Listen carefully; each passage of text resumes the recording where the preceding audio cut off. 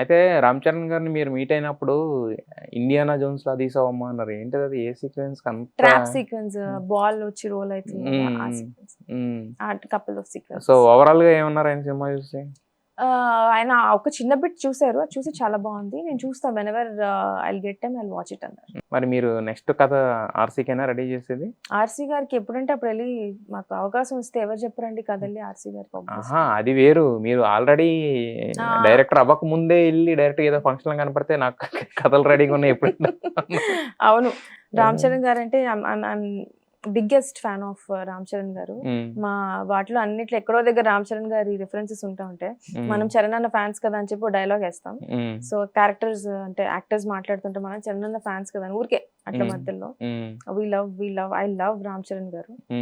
So అనుకుంటున్నాం ఒక 2-3 కథలు. ఐ డోంట్ నో అదే నెక్స్ట్ కథ ఆయనకేనా అంటున్నా. దేర్ ఇస్ కాదండి, కాదు ఏమో చెప్పలేము, అది కూడా తెలియదు నాకు.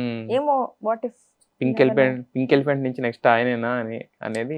పింక్ ఎలిఫెంట్ వరుణ్ తేజ్ గారితో చేస్తున్నారు కదా, నేను పింక్ ఎలిఫెంట్ గురించి చెప్పలేను కానీ అవకాశం వస్తే ఆబ్వియస్లీ, ఏమో ఎందుకు మనం వద్దు అనాలి, let's not jinx it, maybe I just hope it happens. మరి లాస్ట్ టైం కలిసినప్పుడు మీరు ఆ మాట అనగానే ఏమన్నారు? ఆయన నవ్వుతారండి. ఆయన నేను మొన్న కలిసి సెకండ్ టైం నేను కలవడం రామ్ చరణ్ గారిని, ఆల్మోస్ట్ 5th-6th టైం అనుకుంటా చూడటం. He such a kind person. Sir కొంచెం మంచితోనే కారిపోతాం తుడుచుకోండి సార్ అన్నట్టు ఉంటుంది ఆయన ఫేస్. ఎంత మంచిగా, హీ సో ఇన్నసెంట్ అండి, so innocent.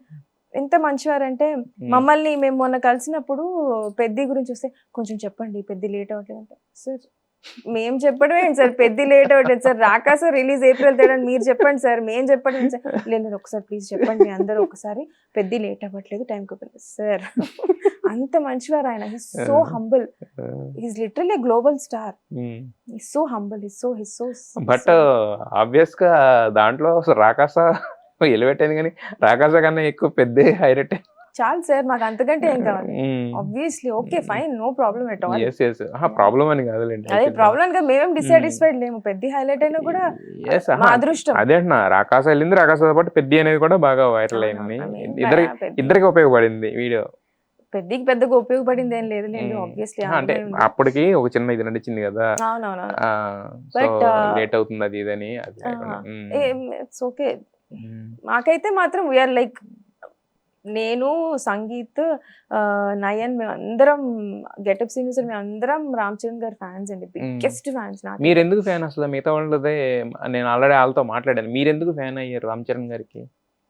I love his acting అండి. యాజ్ ఎ డైరెక్టర్ అంటే నేను రంగస్థలం డైరెక్టర్ కాదు కానీ ఫీల్ అయ్యేదాన్ని డైరెక్టర్ లాగా రంగస్థలం అప్పుడు. సో అప్పుడు చూసినప్పుడు అసలు ఫస్ట్ షాట్ ఐఎమ్ లైక్, కనబడేట్టు కొట్టండి అని ఒక డైలాగ్ ఉంటుంది, అటు ఇటు వర్డ్స్ మర్చిపోయాను కానీ, బట్ ఆ డైలాగ్ లో ఎక్స్ప్రెషన్ చూసినప్పటి నుంచి ఐ లైక్, శ్రీకాకుళంలో ఫస్ట్ నేల్ టికెట్ మీద కూర్చొని ఫస్ట్ రో లో కూర్చొని ఇట్లా చూస్తున్నాయని లిటరలీ. అప్పుడు ఆ తల ఎలా ఎత్తానో ఇప్పుడు అలాగే ఉంది నాకు రామ్ చరణ్ గారు అంటే. అది చూసి అరే ఏంటది అనిపించింది. ఫినామినల్. రంగస్థలం ఆ తర్వాత సీన్ వెళ్తూ ఉంటే వాట్ అన్ యాక్టర్ అనిపించింది. ఎందుకు నేల టికెట్ ఎందుకు అంటే? హౌస్ఫుల్ అండి ఆబ్వియస్లీ. హౌస్ఫుల్ కాబట్టి నాకు అప్పుడు ఆ టికెట్ దొరికింది. సో నేల టికెట్ లో చూసుకుని అలా చూసాను, అలానే ఉన్నాను ప్రస్తుతానికి.